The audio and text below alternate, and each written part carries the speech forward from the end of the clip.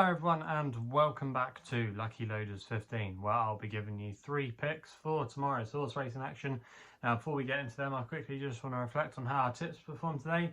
In the end, it wasn't a bad day here on my YouTube channel as we came away with a winning nap at Tipperary with Maker of Kings. I was a fairly convincing winner in the end, you have to say. Really did a start in the closing stages, advertised at 5-2, which meant we were up on the day. However, our other 2 selections were slightly disappointing. My selection, my next best at Stratford in the bumper, Paddy's Hussey's Taxi, he was very disappointing, was very weak in the betting all day and just got tailed off completely as they entered the home straight, so that was a frustrating one there. And then also as well, Jorvik Prince, obviously he does come with a few warnings attached, but he was quite weak in the market, but typical. And heat race selection was running on very strongly in the closing stages and just missed out on the extra place. I think he finished in 5th in the end, so yeah, that was a little bit frustrating there, but on the whole, not complaining too much. We had a winning nap and it meant we just came out on top for the day. So hopefully we can keep the form up tomorrow and have some winners for you. And like I said, 3 tips for tomorrow's racing at the top of the video. And we're going to be going to Leicester for the first one.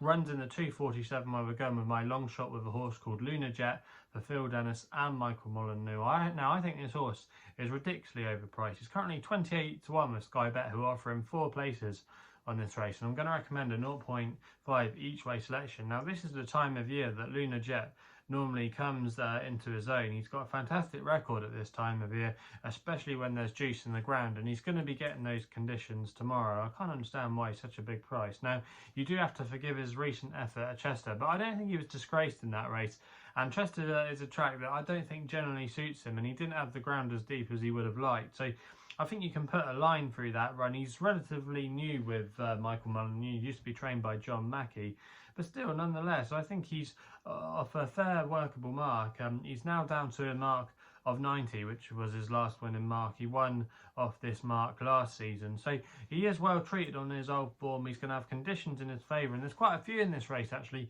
that do have question marks over them, especially when it comes to the ground, and I just don't think he should be that price at all. Michael Mullen as well, he is well known, in my opinion, of getting some winners at some big prices, so I don't think this horse would be a shock winner if he was to win tomorrow. But yeah, I just thought he was really overpriced there. I think he could definitely give us a good run for our money. The trip will be fine.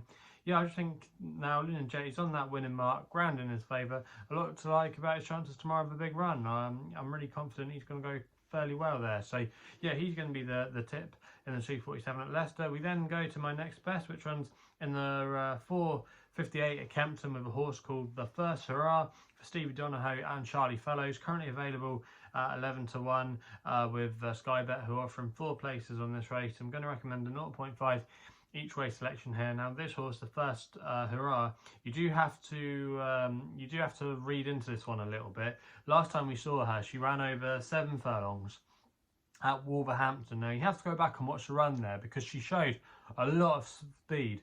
She was ridden prominently that day. In the past she's been held up and been ridden under more patient tactics, but they went forward last time out and she was still there with every chance entering the final furlong. She just got tired, but she wasn't disgraced.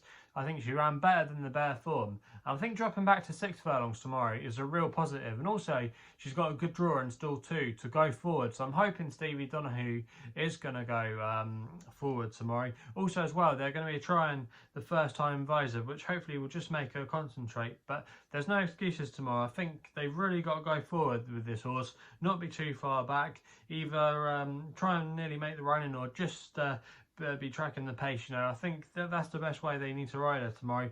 Off the mark of 58, I think that's fairly capable on what she's shown so far. I think it's a workable mark. I think the headgear can definitely bring about a bit of improvement. Prominent tactics, a fair draw. I think this horse is a little bit overpriced in the context of this race, and Charlie Fellows, his yard aren't going too bad either. So yeah, this horse in the 4:58 at Kempton's can be my next best, and fingers crossed we can get a good run for our money there. The nap then runs over at Huntingdon, where they're getting their jumps programme underway, and my nap goes in the 5:20 there with a horse called Champagne Noir for Sam Twiston-Davis and Charlie Longston, currently available at 7-2. Now I'm hoping there's not going to be too much rain around tomorrow, but I do think this horse Champagne Noir is relatively unexposed and could have more to offer. Now Charlie Longston's team have been in great form. They're operating at 31% strike rate, and this horse Champagne Noir I thought made a very pleasing reappearance at Uttoxeter, where he was carrying top weight that day, but he had to give over 1.5 stone away to a horse of Adrian Wintles, who's a very progressive horse.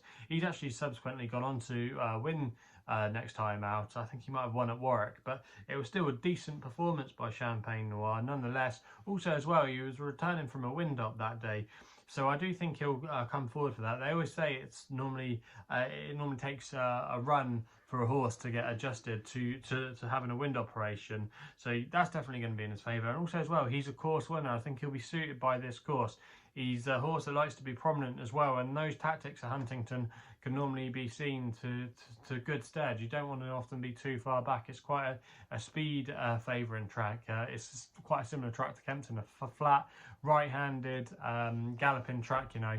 I just think this horse has got a good chance in this race tomorrow, especially if he gets an easy lead. Wouldn't obviously want too much rain. Currently described as good, but looking at the weather forecast, there could be a little bit of rain around, but it could be dry for a good period of time. So if they don't get too much rain, I do think Champagne Noir there, he's 7-2. I think he'll go very close in that race, and there still could be a little bit left of mileage in his mark. So yeah, that's why he's going to be my nap of the day. So they're the 3 tips for tomorrow's racing. Let me know in the comments box below what you'll be back in for tomorrow.